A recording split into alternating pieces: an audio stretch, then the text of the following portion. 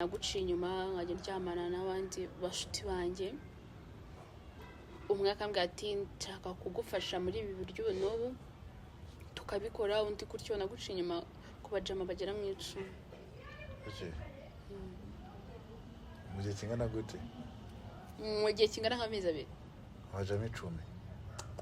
Aburaho uzwaburaho 90 agakwira ijana. So rero mbabarire kuvuga buri kimwe pe.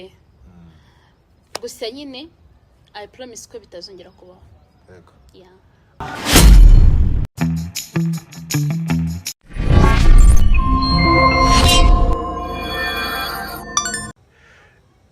Mimba mwitwa Queen of Vibes.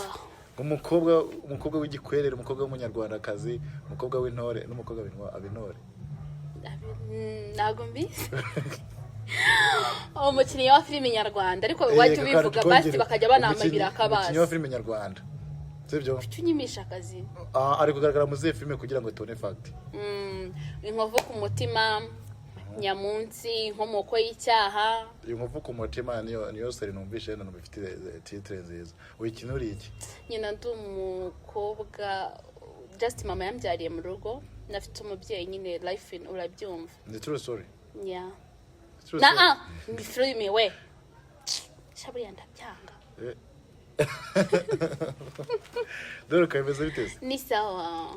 Yeah. Turagwaye kaze cyane kuri Buja Vibes ziye muri kumva ni mu Burundi Original Personal Pirate nitira mu rugamo iteka teso imana n'urwo magame T-Summit Original. Nkora byemeje cyenge ku muriro nakuraho. Ikaze kuri YouTube channel yacu ni YouTube igomba kujya yakira abantu batandukanye, abantu bafite impano zidasanzwe bashaka kugeza muri rubanda, abantu bafite ubuhamya cyangwa se ubutumwa bashaka kugeza mu bantu ndetse abashwanye n'abakundanye.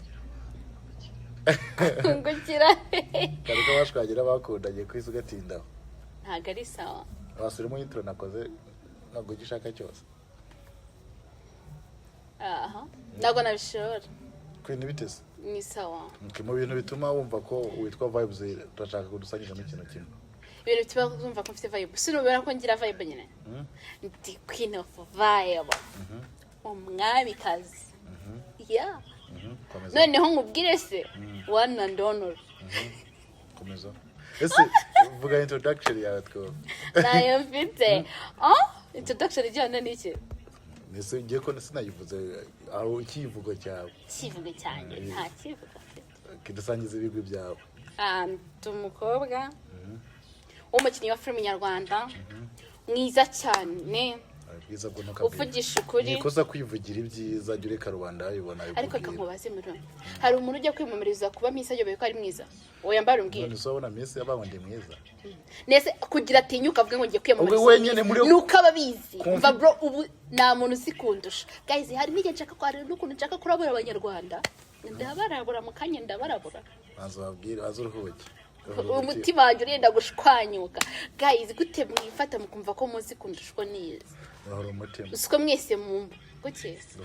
Ndareke byara amagambo bya n'umunwa wandyaga. Ni biteze. Shani sawa. Hari cyatumye nkutumira agenda avuga ati tuganire. Hari video nabonye yawe kuri channel yitwa ngo Didio Gasana. Bahamagaye umukunzi wawe. Byakurikiye twarabibonye. Turashaka rusangiza urugendo rwawe n'umukunzi wawe. Noneho uradusangize ibyakurikiye nyuma yo kuva mu kiriya kiganiro. Ahubwo vuga ngo mbasangize ukuntu yabonye ifite kuntu yabyakiriye. Yego kagira. Umukunzi wanjye ni umudakunda gukoresha ama social media cyane. Yego. Noneho bana yanjye Gasana we. Gasana kwigiye kombe kuko yaramamije mani yarankoze. Nabanje kwibaraguzwa kuntu muci inyuma. Ko kwibaraguzwa byari byanyabyo. Ahubwo bikataye twigana kuri icyo kintu. Ubu susanze byaro gushaka hit. Twigane kuri icyo. Twigane kuri icyo kintu. Kunza wabura mucinyo cyo ntabwo mucinyo. Ntabwo mucinyo mabira byaro gushaka hit. Erega Gasana afite platform nini cyane pe. Yagutse. Ari ikintu rero rubanda mutazi. Nuza no igihe nuzimbira kamera abanyarwanda ukababwira ikintu bakagukunda kuri icyo kintu ushaka bakakugirira impuhwe. Bakangira imwe ko nacinye umuntu. Nyine maza wumve hari ikintu ugomba kumenya. Buriya nta kintu kimwe gitatuma umuntu amenyekana. Babizi hari abantu bamenyekana kuko batukana kuri YouTube. Hari abantu bamenyekana kubera ko biba, bamenyekana kuko nyine kora abasazi, bamenyekana ko ari indaya bagina bavuga ati ndi indaya. Urukumva uwo muntu rero uwo muntu ageze igihe akiswa avuga ngo biya bintu ngo yari hit. rubanda nyamwinshi bamukunze batamutakaza icyizere ibyiza rero vugisha ukuri reka nkubabwire ukuri kubirimo ukuri kubirimo wenda niba wamuca inyuma nka 5 ni gakeya yabura kwihangana ya niyo byabijana ariko kuko nawe ntiyaba ataraguciye niyo byabijana urumva ngiye narabikoraga ariko tutarajya mu rukundo ariko umenyana n'umuntu mukabanza mugahera mu bushuti urumva rero ntabwo natekerezaga ko havamo ibindi reka hazamo ibintu bya love ariko nyine tu yabyakiriye gute umukunzi wanjye n'imfura pe yarakibonye ikiganiro ageze iki kiracu kwa Gasana ageze iki komeza urumva amaze kukibona yatahamagara ati hi baby hi Queen how are you fine twakomeje rero sasa nyine yarabibonye video yaranze no kwibona kameme ko bayaplodenze hashize ahitahamagara ati hi baby hi arambaza uri umusazi tumwati why ndaje mwati rikose nani bwo wasuza umuntu umubaza ko umunsi wagenze uko yiriwe no kuzumubaza ngo n'umusazi mbonye umusazi ahita nsharinga video hibona nekeye kintu nahakoreye ndagati dasebye ndapfuye none aranyica gusa n'umuntu utuje wivugira make ati se kwera iki wibeshyira tamweze byagenze bitagenda mumve cya kiganiro ndi uzunsobanurire unci inyuma kangahe eze ubundi unci inyuma ushaka iki ese ubundi wamburanye iki mbwira ikitameze neza nyihindura ariko kugira ngo uririrwe ngo mpanyikana n'abandi bagabo ngo umugore wanjye ntabwo urisiniya ngo buri muntu wese azashyiramo ikiyego kugira make ubwo bararangije arankupa ndagenda ndakireba nsubiramo ndakireba nandikira Gasana wicaye mu cyumba nanjye ubwo nyumva mfite uri wenyine mfite amasoni nanjye ubwo nyumva mfite amasoni kirebye uri wenyine wicaye mu cyumba magara Gasana nandikira Gasana wadishaka Gasana noneho urunduko ninduva imbere simbizi gusa thank you man urankoze nako utagize ati ho yango nese gusa babyivugiye ngo naga ari bikuvugiye ngo naga ari biguhaye ngo bivuge ngo ni wabyivugiye yego ati rero shaka ukuntu sobanura umukunzi wawe kandi uramusaba imbabazi ndaje ndamubwira mpita muhamagara kabiri yanga kunyitaba hashize iminota 5 arampamagara tikansobanurira mwati yumva bari ni Satani yancutse Satani yararushye ariko ni nayo da none se kukimuca inyuma bashiri bane byararangiye man ibyo byabaga tutarajya mu rukundo rwa nyarwo ariko warabikoze narabinese ntabwo mbiyakana ntabwo njya mbeshya yego ninde wagushutse Satani Queen reka twikomereze mu rugendo rwawe rwa sinema ni zembogamizi wahuye nazo ubona ko zikomeye mbogamizi wahuye nazo ubona ko mura nazo buri munsi urugero ugasanga nk'umuntu ukomeye urumva waguma ko wicaye nk'umwamikazi yego ugasanga nyine nk'umuntu ukomeye ufite platform nini cyane unazwi kugira guhikira kandi nari gusaba ko mubanza mukaryamana ntabwo uciriye mu gatoya ngo muvuge se nawe mvuge oya ntabwo nshaka kumuvuga iyo uvuze ngo ushaka ikiraka ushatse kuvuga iki akazi nyine ikiraka kandi nagukoresha uzi impamvu se buriya muri sinema usanga hari bamwe bitwa ba runaka ngo ni abana babi urayizi impamvu rero sinema akenshi ni ibintu bitarimo amafaranga ntabwo amafaranga arimo cyane ahubwo abantu ukuramwo muri sinema bo ubwabo ni amafaranga ko ibintu n'abantu sinema n'ibintu kano kanya banza umvike nshatse kubwira kano kanya nuhamagara wenda Kiramani ndashaka unkoresha ari umwihamagariye kubera ko muri idea afite muri filime yiwe character yawe ntaga yizi cyane kandi nahamagara Fabiola canke Serfonsine ni views ahamagaye uriye afite zina rinini abantu nabo bapukama tukizamuka ntago numva ko nashaka uburyo nzamuka ahubwo numva ko ngiye guhembwa nkuko Kiramani ahembwa canke se undi mukinyi wundi nako byakunda ibyo ubwo rero n'umuhamagara ngo makazi azakupacha message azayisubiza ko numbwira ngo mfasha unkoreshe bibaye byiza nzamure icyo gihe nuko ngenza nkugati ndakwinginze mfasha nzamure imana uzuma mu bwikose iryo jambo ngo mpakazi siwe gusokoresha n'abandi bantu bakoresha kandi umuntu ashaka guhakazara kwishakira kuko abura ko gukeneye ahubwo rero we fata umwanya ubanza ukora ibintu bikonfirma abantu bazabone koko bashaka ko bagomba guha akazi gusa ari umuntu umukinnyi wa danje wa my motivation ngate wa mwana ubirimo nibyo byiza rero urakina tukabikunda igihe uzabona abantu ubwira ngo urashoboye wa muntu nawe ushaka gutanga akazi ko azarerera commentaire zawe canke se agane n'abantu benshi bakuvuga ibigwe ugati no munda mukine muri episode yanjye azakuyamugarira uko ntuzarenganye Rwanda ngo bakwira barazitanga ariko abanyarwanda ntabwo ukuntu barakaye karuzibona barakaye kuri kwa Gasana bandabuye bro umurarate urumuha icyambere urumuha actrice mwiza nanjye reka mbivuge ndabizi neza urumuha actrice mwiza urashoboye ariko ikintu ugomba kuzakora ni controle y'ibyo ukora muri cinema ntaheze impamvu bivuze utabaza ukuri ese ndabona controle y'ibyo ukora muri cinema nago mfite umurambe bunini ariko nzi neza ko ushobora kuba nabije ngo mbere yawe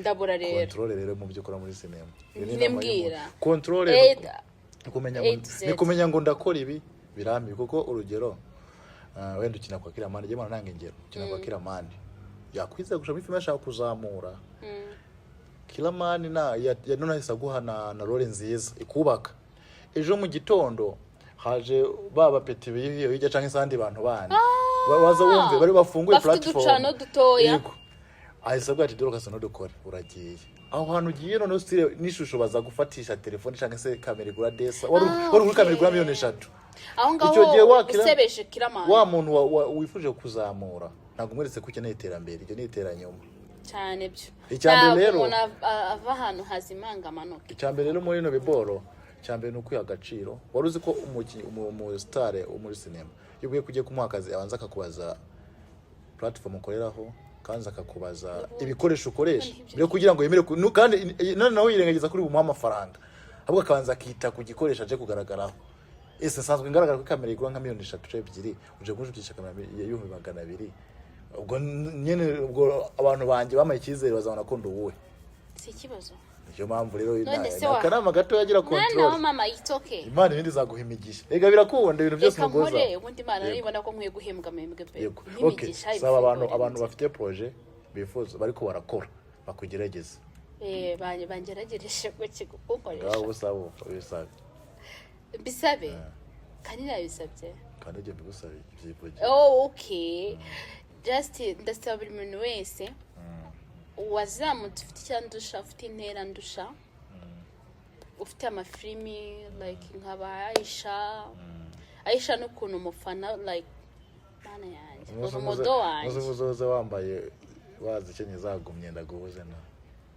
si wabyanze se abantu bose shaburi ndabyanga abantu bose nyibere kumuza nawe wamuje kano kantu ugiye kuvuga nzagakatamo reka none nkakariko Aisha inyindi by the way happy birthday to you isabukuru nziza y'amavuko Imana igiguha imigisha mu byo ukora byose mu rugendo rwawe rwa buri munsi Imana yanjye Aisha ndagukunda Aisha bazambare basi tugahura uzi ko nzakugambira kuri kamera naje nsabayisha ni ukuri kw'Imana kwa bamwita Hasani uri ufite Truster kuri Truster niye mpamvu wumva ko ushagura na Aisha ndamukunda ni rumodo wanjye nkunda kunakora nyine nkunda koramo niye mikinire ya Aisha ukunda byose ukuntu azi kujya pose ujya ari umusazi agatuza ukuntu ari umusazi ari inshinzi yatura ndagukunda pe none nkunda ukuntu areba areba gute Aisha ndamukunda please uwazamushe nawe mwigana indoro nago nabishoragira amaso meza manini cyane ikintu nshatse kumvisha nuko Aisha inyindi rwose umwana w'umukobwa yakugwariye akadege nikuresha ndamukunda pe ubwo gombe ugerageze basi umuherokasiyo yaho uri ahagusanje gusoza wazamuje nawe kandi kuvuga ibindi kubwira Aisha ko kano kantu ngomba kumuhaguruka rero yego kamuhi ndabwire kari kamuhi umubwire kari Dorcas unamurangiraho nkorera hazi yaba mwawe muri filimi zawe ndimo aje hande naga iyo presentation baho mu star ubundi wenda ibyo ngibyo byihorera kajye kugira inama mu gake ibyo byihorera ikintu nshaka wenda niyo yazagaragara kuri gate nkamubona akisubira inyuma kata suri gadoze presentation uzajuha umuntu ukora propose ko mwakorana nago nshaka kumubona okay nanyo guha presentation uzabwira umuntu ngo nkora hariya na hariya ari umustar ukomeye ko namwanya bana kujya kubisacinga ntabyo yareba ndabizi wifata nk'umuntu uje gutangira zero ubwo we ukamutungura maze gusha muri project agasanga uri umurambi cyo kintu kirenze icyo nshaka no guhura nawe kundwa karameme nizere kumeze fresh igano duheruka gukorana nsezeranya ko uzamuzana ejo icyo ngicyo tukiveho kirangiye kandi ndabyemeye we nabyemera ahubwo wewe ugomba kurinda isezerano ryawe ariko ntabwo wabimusaba ngo abyange ejo ntabwo ari umwana mubi ejo ni umwana mwiza ni inshuti yanjye cyane umwana mwiza cyane kurenza n'abandi bose kandi yitwara neza nta mico mibagira ndamukunda doroka karame twari turi ku kiganiro cya Deriyo Gasana umugabo wangu wamuciye ngo inyuma namuciye inyuma inshuro zingahe ya ngo aho ngo byagenze gute ya shaga kambwire boyfriend wanjye niwe wabanje kubona kira kiganiro mbere yuko njye nyibona mve kuntu Satani ari umugome ubundi ntagatu yajya ku ma TikTok ku ma YouTube ibyo ni ibintu nyine wumva ko nta time abigirira kuko ntago abikunda niwe muntu wabanje kukibona mbere yuko njye nyibona nagiye kubona ansharinze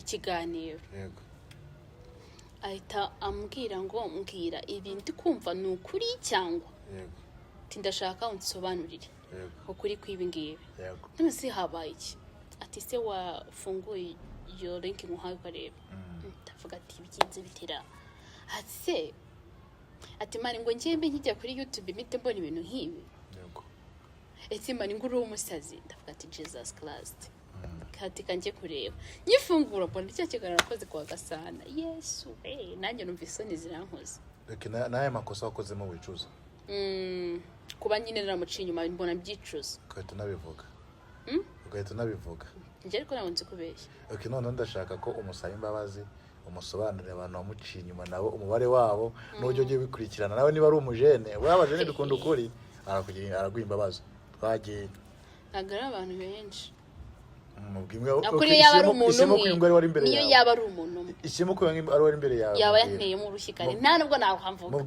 Irene akorera imbere kubita urushya kwanura ndaguhaye umunota wo kumusobanurira Irene mbabarire ku byabaye byose byabaye tutarinjira mu rukundo rwa nyarwo rukomeye tujya twari tukiri guproposanya cyagiye tukimenya tukiri inshuti bisanzwe naguciye inyuma nkajya ndyamana n'abandi bashuti banjye umwe akambwira ati nshaka kugufasha muri ibi buryo n'ubu tukabikora undi gutyo naguciye inyuma ku bajama bagera mu 10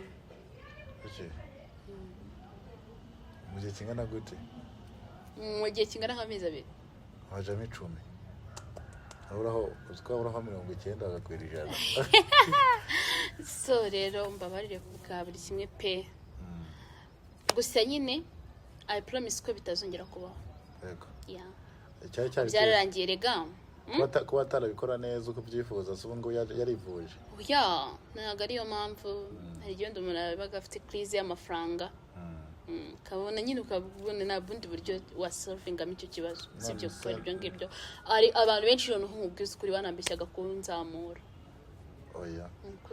cyagendaga ubwa bwinshi sharp man imbabaza abantu bose iyo true story bayumve niko kuri riko niko kuri hano nashyiramo nk'aba content bagera muri 4 iyo muri kumabanga nabashyira hanze muri kumabanga aba content karanshimiye aba content creator content ni igikorwa bari abantu babikora yego content creator like nkanoza